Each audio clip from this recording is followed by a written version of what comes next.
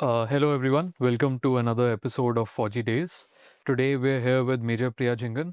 She was Lady Cadet number 1, the first woman officer to join the Indian Army. And today we'll be discussing a lot of things, a lot of topics related to women in the military. And let's get into it. So, welcome, ma'am. Thank you so much, Sohraab. Thank you. Thank you. And without any further delays, I'll just start with the questions. Yeah, go ahead, please. So, ma'am, can you tell us a bit about your early life, your background? So, early life in the 70s was a very fun and laid back life, right? Very simple life, full of picnics, climbing hills. We didn't have any chips and coke, so it used to be like going for a picnic and taking potatoes along and making a fire and roasting the potatoes, making tea. A lot of reading, and it was a great life. My dad was in the police, so there was the uniform was always there behind the back of my mind, and the aim was always to wear the uniform. It always inspired me, whatever the uniform stood for. So probably I was born with that, having seen the uniform right from my early days. That inclination to wear the uniform was very much there. And TV was very limited, couple of hours every week. There was this one particular program, it was called Udaan. And Udaan was based on the life of a police officer, a woman. And, during the casting, you would see her wearing her felt, tying her belt and then tying her shoes. So whenever Papa came home, I would do this. I would carry his felt into the bathroom, wear it, do this, and then pretend to be a police officer. So I was born with that. I was a naughty child, and it was not very unfamiliar to see ladies standing outside to complain to Mama that she's beaten up my boy today. So, I grew up in that kind of a very adventurous atmosphere, lots of simplicity in life. So, what state are you originally from? I'm from Himachal Pradesh. I was born and brought up and educated in Simla. We call it Simla because it was Simla then. Yeah. And for me, it will remain Simla, not Shimla. Of course, yeah.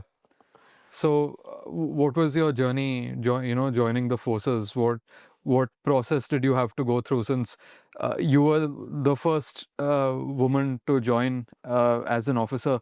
So, in of course a non-medical role. So, I'm sure the process must have been very. So, Sohraab, the process probably started with Papa's uniform and then with this Udaan program. And then there was this time, the episode when I would say, when is the time you really thought of joining the army? So I was in class 9 in Loreto Convent, Tara Hall. And the governor was visiting our school for some particular program. And along with him came his ADC, who was from the army. And he was standing there, very handsome fellow. You know how ADCs are. Yeah, of course. So everybody kept looking at the ADC and nobody was really concerned about what the governor said. In fact, I don't even remember who the governor was. And when we came back to the class, everybody was swooning, girls. I'm going to get married to an army officer. Pakka ho gaya. I'm going to get married to an army officer. And I remember that moment, even when I talk about it, I think, what was it? I stood there, I said, girls, I'm going to become an army officer. So it started there, and I would say the seed was sown that moment. But there was nothing happening because, as you know, there were no women in the Indian Army. Of course. And I grew up with that dream, and maybe it faded a little bit. And then what sparked it again was I was just about to finish college, and there was an advertisement in the newspaper calling men to join the Indian Army. And I went through it, I went through the whole thing, and I fitted every qualification, except that I was not a young man. So I felt kind of cheated. I said, like, why men and why not women? Why should men be always called to, no, that's not their duty. Yeah. Why not us? We are as responsible. We should be given that responsibility also. So in all my naivety, what I did was I didn't know anybody. I didn't know anything about the army. But I saw that this advertisement was on behalf of the Chief of Army Staff. Okay. So I thought he must be the guy that I need to write to. So I tore a page from my notebook and I wrote a letter to him. To the Chief of Army Staff. Wow. And I told him that, like, why don't you have women in the army? I mean, I'm as good as any man you can have in the army, and we should also get this opportunity. So obviously, I never thought the letter would ever reach him. And if he reached it, if it reached the army headquarters, would it get to him? Would he even read it? And why would he even reply to a random girl in Simla Hills? But he wrote back, Sohraab. Imagine. When I remember that moment, my mama's holding a white crisp envelope with the army stamp on it, and she said, "Yaar, ye kiski chithi aayi hai?" I said, "Wow, he's written back to me." So General S.F. Rodriguez, who was the chief of army staff that time, he wrote to me and he said that I'm very thrilled to hear from an enthusiastic woman who wants to join the army. And he said, it will happen. It's bound to happen, but it'll take some time. Okay. So in the meantime, you carry on with your education, you carry on with your physical fitness, and wait for when it happens. And so I started waiting for it. And how long was the wait? So the wait wasn't very long. So there's a story to this also. Now, I went back to the advertisement. I was about to complete college, and I knew that you can join the army only till a particular age. When I went back to the advertisement, I saw that if you had studied law, then you could join the army even if you were 28. Okay. So I said, now it has to be law. I had nothing to do with law initially. I had planned to do geography and nothing to do with law. And I said, okay, now because I have to wait for so many years, 7 to 8 years, I think I was 21 that time. So now I will study law and prepare to join the JAG. That's the Judge Advocate General's Department of the Indian Army. So I studied law. And when anybody would ask me, "Aap law kyun padh rahe ho?" So I said, to join the Indian Army. I don't know, they must have thought she's gone crazy or what. There's nothing, no such thing happening. But I finished law and nothing, no policy, nothing as yet. So this was 91. Okay. And when I got the degree, Dad says, "Chalo ji, now let's go get enrolled in the High Court." And I said, "No, I don't want to be an advocate. That's the last thing on my mind. I don't want to be an advocate." And he said, "Then why did you study law then?" That's the time I told them, "Bhai, I want to join the army and I've studied law only because of this. Had it been any other branch, I would have joined any other branch. It wasn't I was just waiting to join the JAG. It's only because it was giving me so much time." So he says, "See, there's nothing happening. So the practical thing is to start practicing." So I started practicing law. I hated those days. They were the worst days of my life. I did not want to be an advocate. You know what we see the court on TV and on serials, it's just not like that. Yeah. It's definitely not like that. It's very different. You can hardly hear what's happening and you can hardly be heard. And all the dialogues which I'd learned from Perry Mason and all these books to do with law, they had no place there. So there was no fun, no glamour, nothing. And I didn't enjoy it at all. So, but I was brooding every day and I had no choice. So I continued with that. And then there was this particular day I was sitting in the High Court bar room and I was going through the newspaper. And in the center page, there was an outline of a woman in uniform and with the heading, "Women, the Army beckons you." So the army had opened its doors for women. And this happened in 92. So the wait was almost 7 to 8 years. Okay. And, you know, I see a lot of edits on social media of ADCs. So I think even today, a lot of people, and not just women, but men also swoon over the uniform. I think one of the criteria to become an ADC is to be handsome, good looking. I am convinced by that. And, you know, I think it's a great tool to drive recruitment, actually, to show that uniform on display. All the formal regalia. Yes. And yeah. So I think it's quite a huge motivation for people, young people. For me, it definitely was. So I can vouch for that. And, you know, even with you talking about how you didn't really enjoy law, I think that's also a testament to the fact that you should always get into the profession that you want to join. Because if you join something that you don't enjoy, you know, you'll just be miserable. Yeah, but see, in my case, that was the process. Yeah. So the process could be difficult, but I knew I was very clear that I'm doing this only to reach the ends. This was just a means. So I knew it might be difficult. And yes, in life, this will happen. You'll have to do a lot of things which you don't like just to reach where you want to reach. So you've got to go ahead with that and yeah, enjoy that process as well. And in fact, can you tell us a bit about how the experience was serving in the JAG branch? What the experience was serving as a legal aid to the armed forces? So I was very, very excited. So I am the first woman to join the Indian Army, but the first officer to be commissioned into the Judge Advocate General's Okay. department, right? So when this happened, I went to the office. My first posting was headquarters, Central Command, Lucknow. Okay. And I was the only woman walking inside, and people were thinking, what's happening? They weren't even aware of, this commissioning happening. But the good thing is, when I went to my office, my DJAG, he called all the officers and he called all the civilian staff there, and he said that Second Lieutenant Priya Jhingan is sir. She is not madam and she is not ma'am, and you will all sir her or call her Lieutenant Priya. And then he put me under study. So when you go to the JAG, you haven't studied military law. Yeah. So the first thing is to just study, which is what we all try to elude throughout our lives. But then that's what I was made to do. I was given an office with this bunch of books, military law and regulations and everything, a pile of books that you have to go through all this. Only once you're able to clear your young officers course can you actually go for a court martial. So I finished my first year just studying, and then I went for my the young officers course, and I topped it. There were other young boys also, young women also, and I felt really good topping it. And after that, I started with my court martials. It was a very, very fulfilling career. Not only, what I joined the army was for the uniform and for the action. So there was not action that way. But whenever I got an opportunity to go to any of the units to conduct a court martial, I would go for firing. I would go for whatever military things they were doing. In fact, I also opted for an infantry attachment, which was not available for JAG officers that time, women officers. I opted for it and I was able to do it. I went and did my military attachment with 6 Garwar rifles. And overall, it was a very, very good experience for me. I learnt a lot. I was at my best after 10 years and just raving to go further when the release happened. And you did mention that you served for 10 years. Yes. So for those who don't know, Major Jhingan was a short service commission officer. And can you tell us a bit about how short service commission differs from permanent commission, which is the long term? So in our case, it wasn't even short service. It was called WSES. It was a Women's Special Entry Scheme. Right. That's how it began. And it began with 5 years. That the advertisement said 5 years. Yes.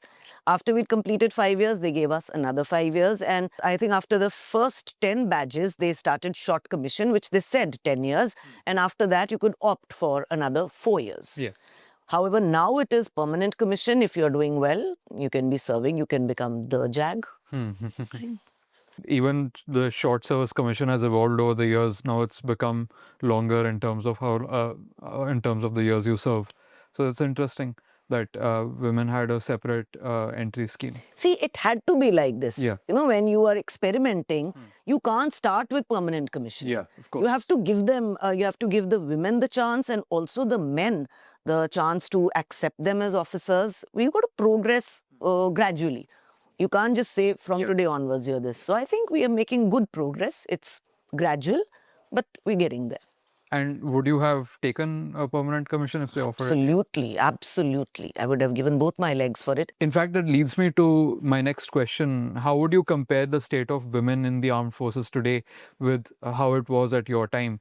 And are there any more reforms that you would suggest to enhance the state of women in the military? I think it's much more progressive, it's much more comfortable. I mean, I'll sum up in one sentence that the Judge Advocate General's department has more than 50% of women officers compared to other departments. So that means they are doing a very good job. That's why the intake is improved, the training has increased, and they've been given permanent commission. So that shows that the acceptance has been there, the performance has been there, they've proved themselves, and now, well, they're going to be commanding very soon. I mean, in fact, one of our JAG ladies, she has become a colonel, the first one to become a colonel. So there's a long way ahead, but like I said, we are getting there. That's lovely. That's lovely. And what about women, the prospect of women going into the infantry? So you understand there's a difference. When you're going to the infantry, you have Jawans who have to take orders from you, who come from very different, diverse backgrounds. So getting them to accept women, I mean, it's been a long process now, 30 years. I think we've made a lot of progress by now. And there have been ASC and AEC and AOC also, where the women are already commanding. And we haven't had many issues of insubordination or any of these kinds. So I see this happening very soon. We are taking a little longer than required, but it's inevitable. It will happen. I mean, we see women being integrated into combat units in a lot of countries. So I think we should definitely It will happen. Sohraab, see, it took us a very, very long time to even initiate women into the army. So if that's happened, it's taken so many 100 years. Now with 30 years, we've got on the rank of a colonel. Yeah. I'm sure it will happen. For sure. It's sure to happen.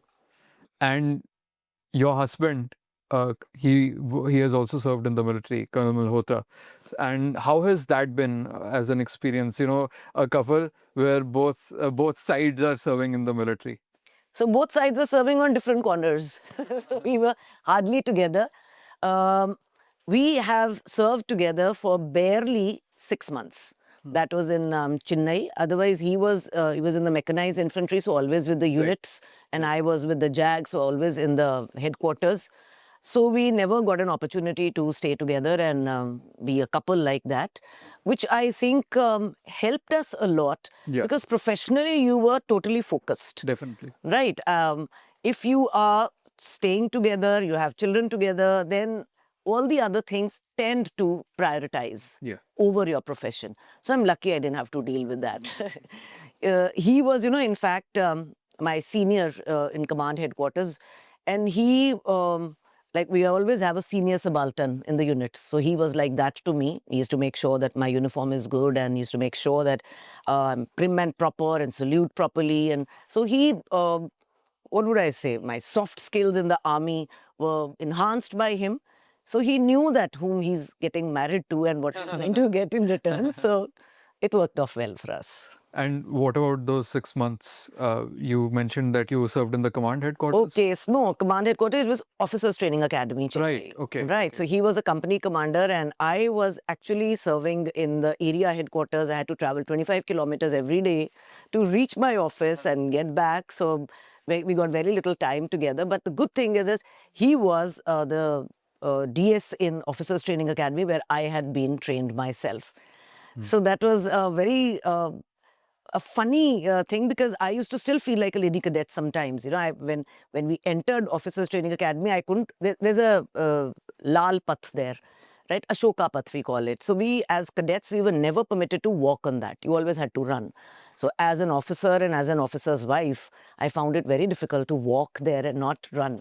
And he was training the lady cadets there. So I could see a lot of myself in them. So it was very fun posting. And how was the 25-kilometer commute? Initially, it was a buggery because I had to take the train. Yeah. I would take the train and then in uniform and everybody looking at me, what is this? Like they'd never seen women in uniform and then in the train. And then I started making friends. I started traveling in the the women's compartment. Right. And then I started reading and I would never know when those 25 kilometers passed. I read so many books during that time and made a lot of friends amongst the women who were traveling with me. So, they would speak to me, uniform, how come, where, what, how. So made a lot of friends and it became quite nice. In 6 months, he went for his staff course and I went back to area headquarters where I was posted and that was the end. So how has life been after retirement? What have your endeavors consisted of? I never let the spirit of adventure go away, right? So once the army was over, I realized that I was in doldrums. I hadn't catered for a plan B for myself. It had to be the army and nothing else. But then I realized after a short period of getting lost at sea that you got to move on. You can't just hang on in here. Yeah. So I followed my husband in every news station. I upskilled in every news station. I studied journalism. I did my B.Ed. I studied more, prepared for judicial services, cleared them, and yet kept moving on. And then became a journalist, and then became a soft skill trainer and a personality development trainer. And then I joined the Lawrence School Sanar. I taught there. Adventure part, I went for Khatro Ke Khiladi part 1, season 1. So I was there. Then I went for 100 kilometers rafting expedition, all women's. Oh, okay. I've done a lot of peaks in school. I was the one who would go for the high altitude mountains. I also was part of a team. We did Kilimanjaro from this thing. And recently, just for December 2024, I've done the Everest Base Camp trek also. So I've kept that on, and like my autobiography, I am still marching on. It's been great having this conversation with you, ma'am. Thank you for Thank you, Sohraab. Thank you for having me over. And though it's a story told over and over again, I hope every time it's a new audience who catches it and realizes that there is no dream impossible. If you put your heart to it and you follow it, then like Paulo Coelho says that once you make up your mind to achieve something, then even the entire world conspires to make it happen for you. It's your determination. The moment you decide to be successful, every sinew of your body also makes sure that you reach your destination. And it happens the other way around as well. If you decide that it's not going to happen, I'm going to fail, then failure is assured. So keep up your dreams, carry on, follow them, and achieve them. And we hope that Major Jhingan's journey serves as an inspiration for women as well as men, to improve their mindsets and to remove their bigotry. And, ma'am is here as a prime example of how women can also do the tasks that men do, if not better, just as well. Thank you. Thank you.